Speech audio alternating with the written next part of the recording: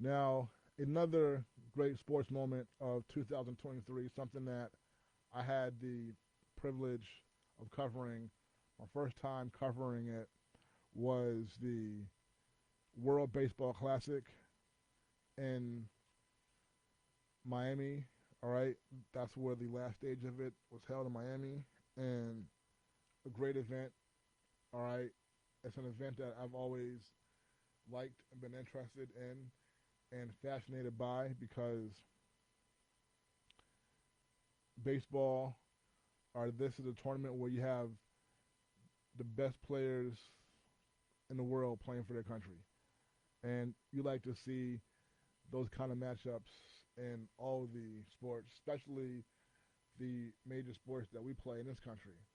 And baseball is the one sport where the United States can be challenged in superiority.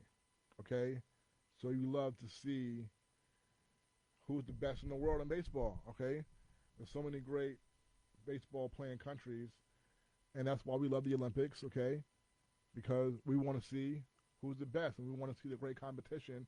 Who can lay claim to being the best in the world at so and so? And all right, our sports, we want to be the best. Track and field, okay.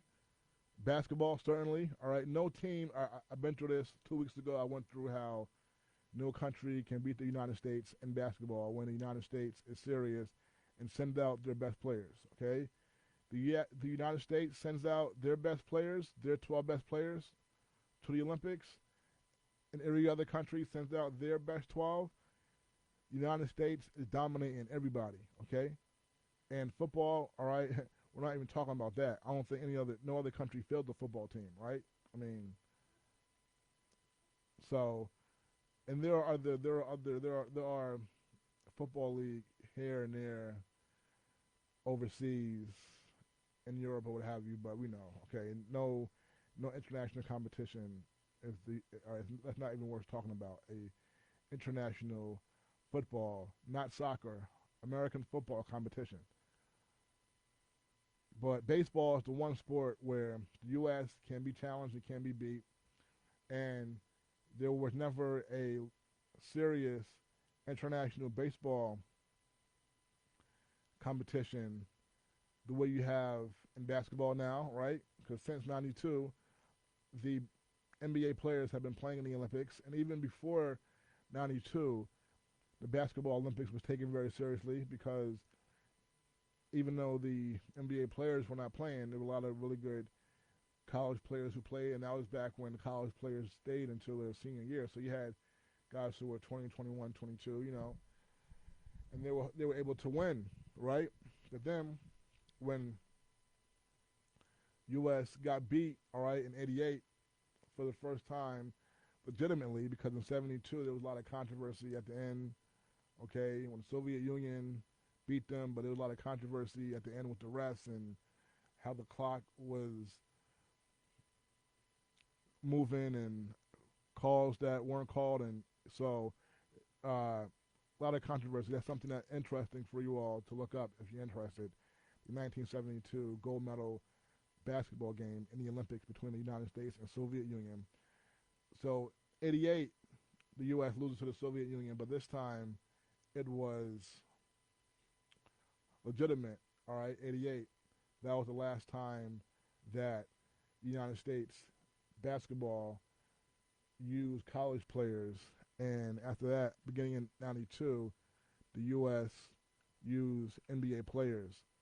Um, and since then, they have dominated, and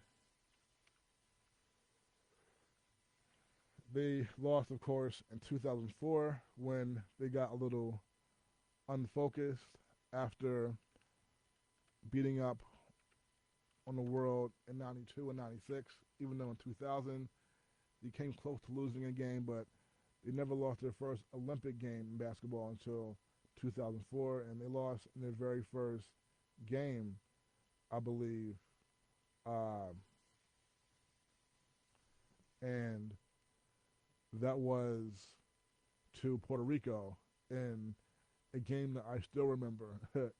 it was stunning how they were knocked off uh, by Puerto Rico in 2004, and they lost some other games in that Olympic tournament as well in '04, and then of course '08 they came back with the heavy hitters, and they have not won gold since.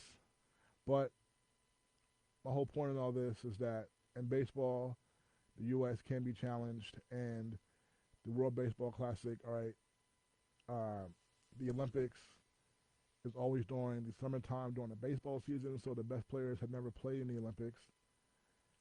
So the first time there was a legitimate tournament, world tournament for baseball was when the World Baseball Classic started, and it started in 2006, and it's gained a lot of steam and momentum since. And having the quarterfinal round and the Final Four and championship game in Miami this past year made it really special because it's so close to all of those Spanish-speaking countries, and there's such a passion for baseball in those countries, and their fans came to represent and to celebrate their country and celebrate the game of baseball and just celebrate just the togetherness and the passion and the joy and the fellowship and all of that rolled into one. And it was a great celebration of baseball, the World Baseball Classic, and the United States played in the championship game against Japan and Shohei Ohtani, who is a Japanese superstar, right? And we saw, just got $700 million contract from the Dodgers, and so all the way back in March, his Japanese team beat the USA in the gold medal game. Tournament was only about a week and a half or 2 weeks, right? So Japan came out on top, and the game ended with the two teammates, Ohtani against his then Anaheim Angels teammate, Mike Trout, and Ohtani struck out Trout to end the game. So that was a great moment in the year of sports. And Ohtani, you know, he went on to have, all right, another special year. Let's see. As Dave from Harlem says, the 1972 U.S. Olympic basketball team refused their silver medals, and still that remains the case at present. Fortunately, under Coach Dean Smith, the gold was restored in basketball in Montreal in 1976. Yep. So the Olympics will be taking place in 2024, and the men's basketball, all right, we expect them. We've already heard LeBron talking about how he's getting the best players to play, and we expect them to wipe the floor with the world, okay? I got to throw that in there because right now, I was talking the other week, about 2 weeks ago, about how I saw a writer, he had his top 5 MVP rankings right now for players, and the top 5, nobody is from the United States. So they were trying to make the case, like talk about, oh, how USA basketball, other countries are like caught up, or some like to say pass us, please. And no one can dare say that any country has passed the United States in basketball or the world or nothing, right? So I just said, hey, there might not be currently an American in the top 5 in the MVP rankings right now, all right? But you could take any of those guys in the top 5 and have them play with their country and whoever else from their country and play against the United States best, and they will get destroyed, run off the floor. So even though we have a lot of great talent from all over the world, okay, and currently none of the top 5 NBA guys currently in the rankings for the MVP are from the U.S., but don't get it twisted, folks. United States still overall has the best basketball talent, all right, and would run any country off the floor, okay? And you know what?